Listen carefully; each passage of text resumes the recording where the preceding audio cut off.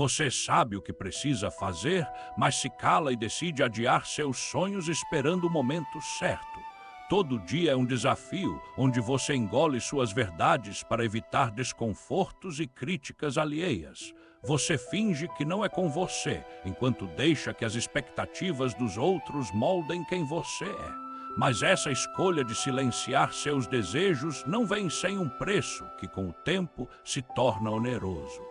Cada vez que você se cala, algo dentro de você diminui, vai embora e deixa um vazio profundo e escuro.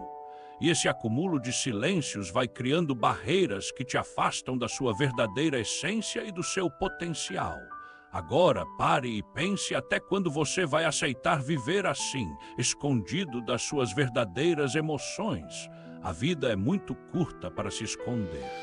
Por que não dar o primeiro passo para mudar tudo agora mesmo?